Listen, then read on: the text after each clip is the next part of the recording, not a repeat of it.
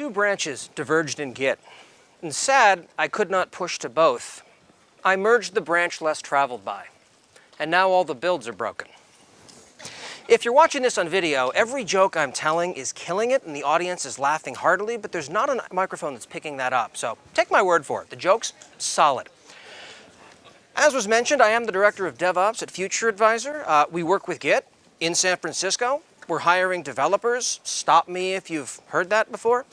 So we have a lot to discuss and not a lot of time. Please take a look at my Twitter handle. Please feel free to tweet at me. I'm always thrilled to get questions, including but not limited to exactly what is the matter with you. So let's go ahead and talk about Git. I'm going to start with a promise, specifically that everyone here is going to learn something from this talk. I don't really care who you are. If you're one of the Git authors, you're about to learn how I mistreat your baby. But just as a point before we dive into this, everything that I'm about to make fun of in the context of Git is something that I've done myself personally in production. So when you find yourself screwing up massively, own it. So let's start at the very beginning. A quick poll of the audience. Who here uses Git? And virtually every hand goes up. Awesome. Who here wishes they used Git? Okay, a couple hands there. Who's raising their hand just because they're paying attention to the phone and want to pretend that they're engaged? There we go. There we go. Those are the honest people. Okay, so let's talk about what Git is. It tracks changes to files and directories over time. It lets us collaborate with each other.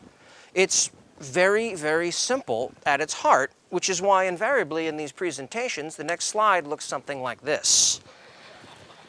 And that tends to be about as clear as mud, because there's a giant elephant in the room. Let's go ahead and introduce it. No matter who you are or what you do, Git will eventually get to a point where you feel dumb. And the only question that really remains is how far you can go down that rabbit hole before that sinking feeling hits. Now, why is that? Why does Git get so complex? Apropos of absolutely nothing, Git was written by Linus Torvalds, who's famous for three things. Writing Git, which is why we're here right now listening to this talk. Creating Linux, which is effectively why most people in this room have jobs. And tearing people to pieces on various mailing lists. Despite that level of complexity, Git lets you do extremely powerful things. Powerful, of course, being a great euphemism for stupid.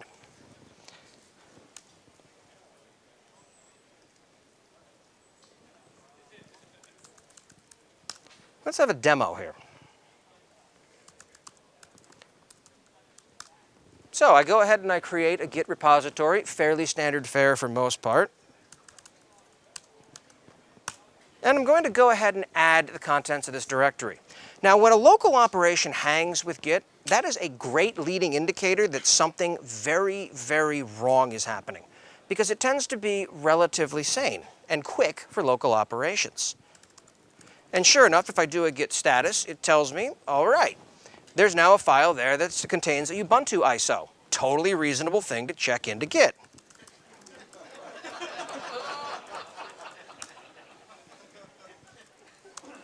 And if we take a look at our .git repository, sure enough, it's 173 megabytes. This isn't really ideal.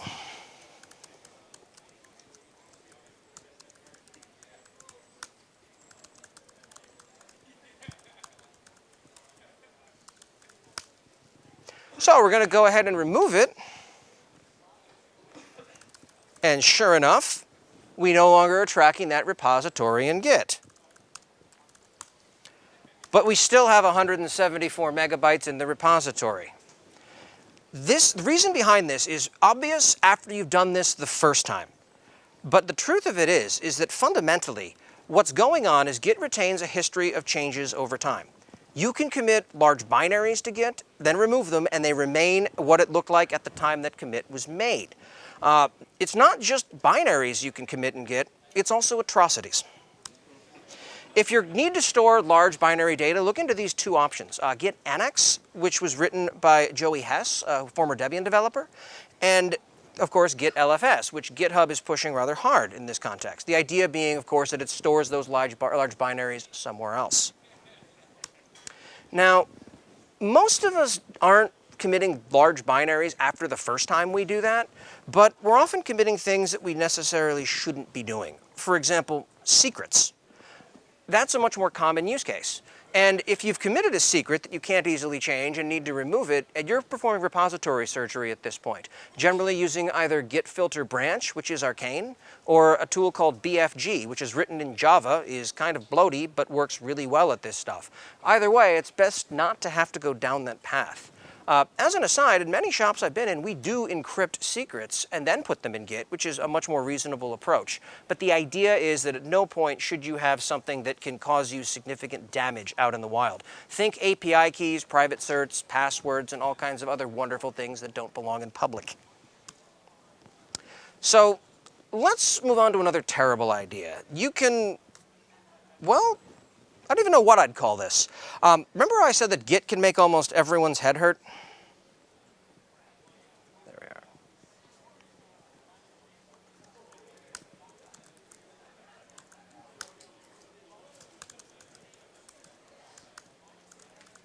So when we create a Git repository, all we're doing is adding a hidden .git directory inside of that at the parent. That's where the root of the repository lives. And if you take a look in here, you'll see that there's a number of files and directory structures that wind up tracking what's in what the current status of the repository is, what its history looks like. But under the hood, what we're really seeing here is nothing more fancy than a bunch of files and directories that will change over time. Fortunately, I have a tool that I like to use to keep track of such things.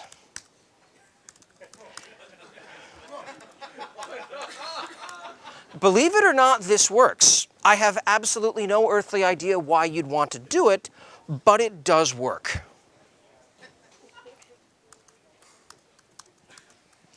While we're on the topic, have you ever started doing something like this, where you start typing a git command, and then you stop? Because ultimately, let's face it, if you're anything like me, I'm a full Stack Overflow developer. So when I get stuck, I wind up immediately copying the proper command. I come back here, let's say it's git status, for example, and then I wind up getting that typical Git error that is a very polite way of telling me that I'm an idiot. So instead, you can do something like this.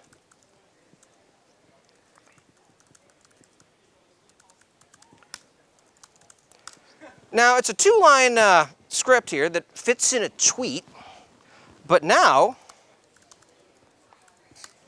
it does what you'd think it would, but it can go deeper. Something very similar to this can make Docker, Docker, Docker a reality soon.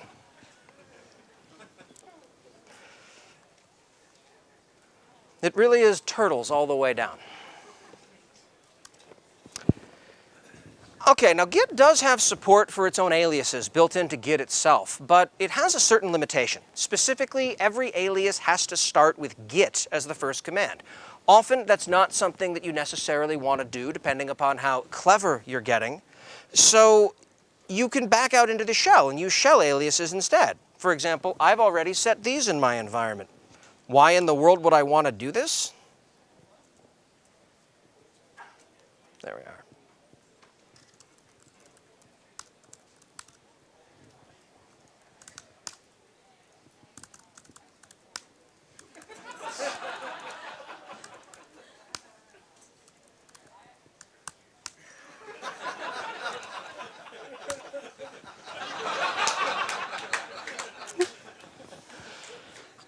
I feel like this would be an opportune time to remind everyone in this room that you invited me to speak here. This is on you, and it says more about you than it does me. Okay, let's talk a little bit more about Git. I feel like this really belongs on their marketing page to describe exactly what Git is for people who aren't quite sure. Now, we've all heard that fun story about rebasing master and then doing a force push, the hilarious prank that everyone can enjoy. It changes history so that everyone else gets screwed. A group of whales is called a pod, a group of crows is called a murder, and a group of developers is called a merge conflict. I work in operations. I don't have time to unwind these things. So I use this because it's a lot simpler. We're generally known as the Department of No. Now, on a more serious note, if someone actually does something like this, you do have a few options. You can do a force push from a known good copy, you can revert the commit, you can hurl them screaming from the roof of your office. It's really going to depend upon the exact situation you find yourself in, but generally there are ways to recover this. Reflog, for example, is a great way of figuring out exactly what just happened and unwinding it. Okay, we've shown that Git is an excellent tool for making us feel really dumb. So let's see if Git can also help us feel a little bit smarter.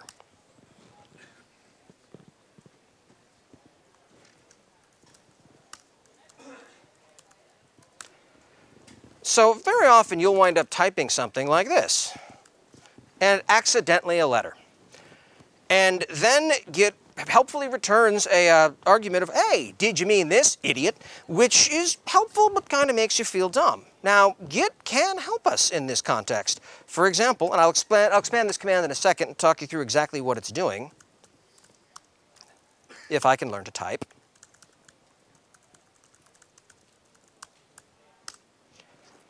So now, if I run the same thing, it warns me, telling me that I've called a Git command that doesn't exist. It's assuming that I meant the command that it finds instead, and then gives me 0.8 seconds to frantically hit Control-C before I destroy something expensive. There we are. Specifically, what that command is it's calling git config. The next option is global, which is one of 3 different options. Globally means it lives in your home directory in your .gitconfig file. System means it lives in etc gitconfig, which is hilarious for making people wonder why Git behaves differently on that one box. And by default, it becomes a repository-specific config, but is not part of a Git repository itself. So if you push this and then pull it somewhere else, different behavior ensues, which is awesome. But the problem with autocorrect is that it doesn't always get it right.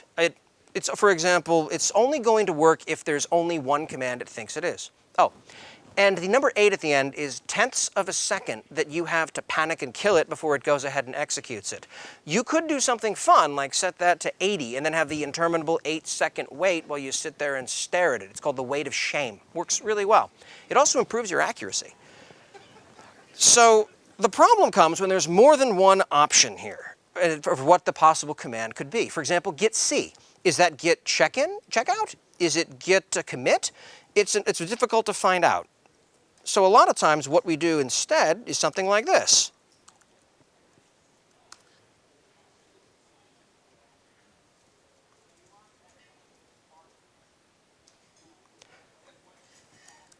How many times has something like this happened?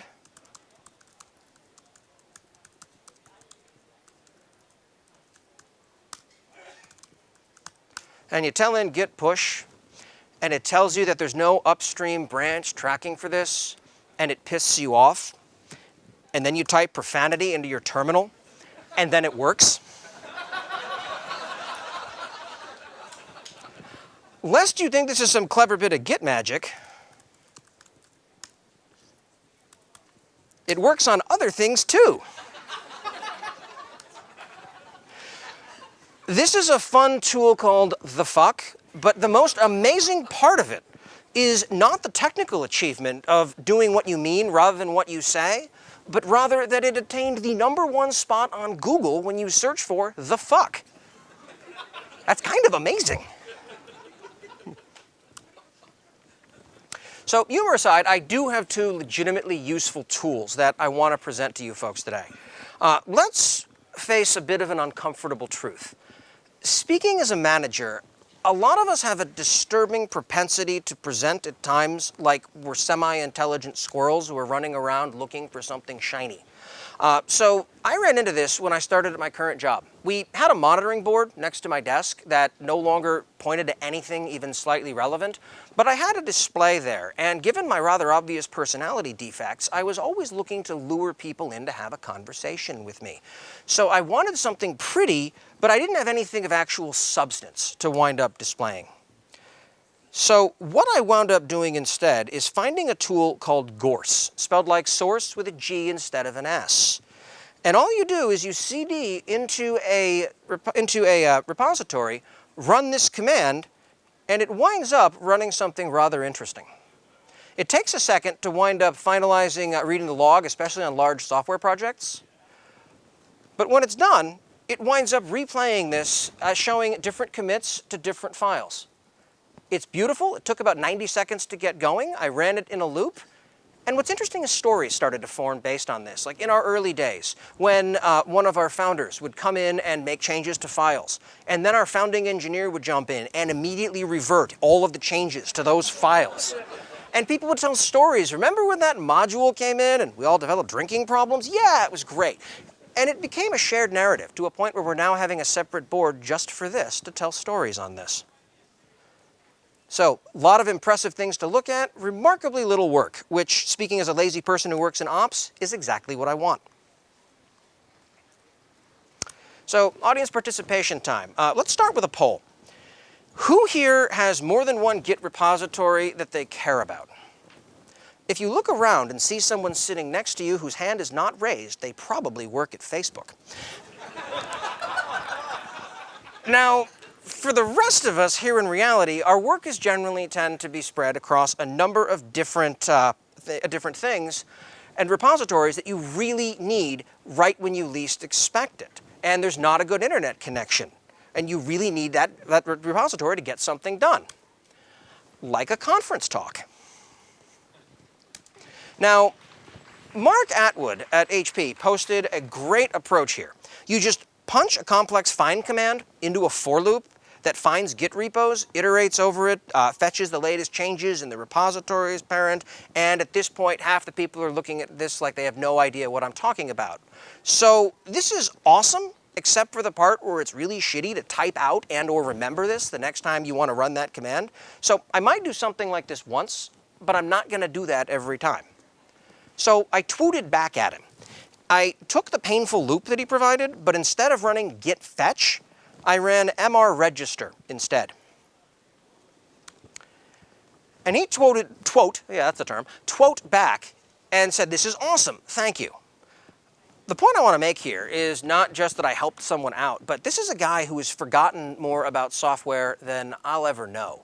And he was impressed to learn that something he didn't know existed. We all have things that we find intuitively obvious that we think everyone knows, and they don't. We're generally not the first person to run into any particular problem that we encounter, which is why it helps to talk to people about what you're working on. We tend to stand on the shoulders of giants, and everyone around us has giant gaping holes in their knowledge, that if they stood up and said, "I know how to solve this particular problem," everyone else would look at them with a, "Holy shit, that's amazing, let me do that" approach.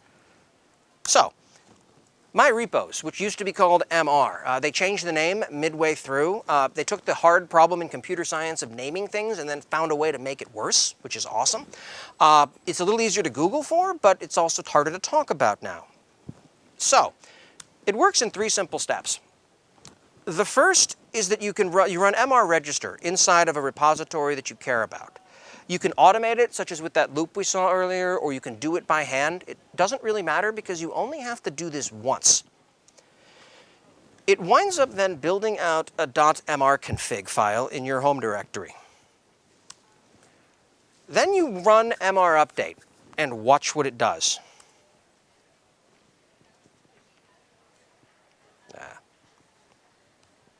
Sorry, there we are.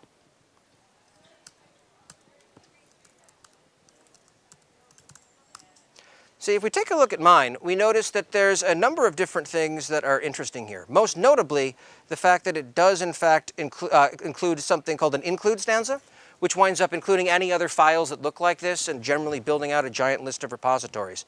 But then we wind up listing the three primary repositories that make up Puppet and the one repository that makes up Salt. We talk about where we want it checked out and where it lives. So then we run something like mr up, and it reaches out over the crappy conference Wi-Fi to wind up grabbing each repository in series and checking out each one. And I don't have that kind of time. So if you're on mr status, it does the same thing as it iterates through everything. It tells me all 30 of my repositories are okay. If I wind up doing if I wanted it to do, for example, mr up a little bit more quickly, it takes a J flag followed by number of threads to run concurrently. So it can work slowly one at a time. You can wind up parallelizing a lot of these things out.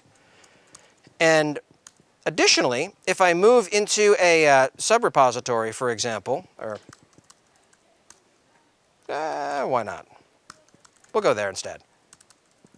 And run it instead. It now cares about only 12 of those 30 because I wound up grouping that effectively inside of subrepositories. That's the way it addresses grouping these days. There are a couple of patch ideas around how to make it do that a bit more effectively, but it's out there. Definitely worth something to look into if you get the opportunity. It's also worth pointing out that this effectively winds up supporting almost every version control system out there, except Perforce because it's terrible. But if you do want Perforce support, feel free to submit patches. Patches are always welcome, which is an open source phrase for go away kid, you bother me. The third thing to do as well is to pass it on. This is a sort of useful tool that most people have never heard of. And if a friend hadn't told me about this, I wouldn't know it existed. Docker, for example, absolutely nails this as a company and as a product. It's like the opposite of Fight Club. The first rule of Docker is never shut the hell up about Docker, and everyone knows what you're talking about. So I have two last tricks that I want to show you, or rather I guess that I've been showing you, but I haven't been calling attention to them yet.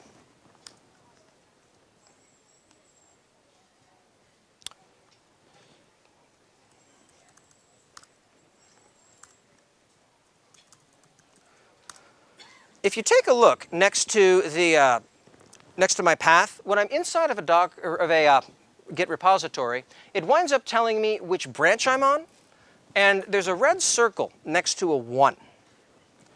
That tells me effectively what is going on if I were to run, for example, a git status. Sure enough, I'm on the master branch, and there's a change to be committed.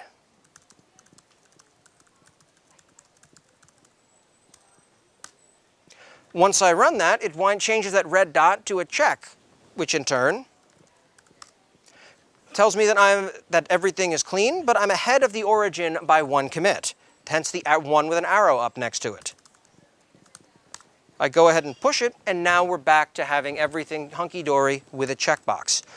The reason that this is valuable is because fundamentally what it's doing is providing subtle visual indicators to me on a constant basis of what branch I'm on and what the current status of the repository is. So I'm not surprised by pushing things to the wrong places. Now, there are 500 different ways to implement this that work differently for people. I'm going to have a link to one in a second. But I strongly recommend having something like this integrated into whatever shell you use in the event that you don't already. The second thing that I've been showing you as well, we are admittedly a GitHub shop. I haven't been running Git. I've been running instead Hub, which I've aliased in itself. What it does as a direct result is it catches any GitHub-specific commands and passes everything through to the original Git binary that's somewhere else on the system. It also, at the help command, adds a list at the very end of exactly what GitHub-specific commands it winds up doing. This lets me integrate very rapidly with GitHub when I'm trying to do automated things. If I don't want to go and write out a full application to handle this, I can just write a really quick and dirty shell script, and it tends to open doors. This is the sort of thing that helps reduce the barrier to entry for getting people to start working with this sort of thing. Feel free to go ahead and grab a picture of this, or it will also be posted with my slides if you're interested in getting links to the random things that I've demonstrated today. There's a link up there to everything that's non-standard. Any questions as well? Please feel free to go ahead and tweet at me. If you have any questions about anything Git related, comments, Perforce, bigotry, please feel free to come ask me in the hallway after this. Thank you all. I appreciate your time.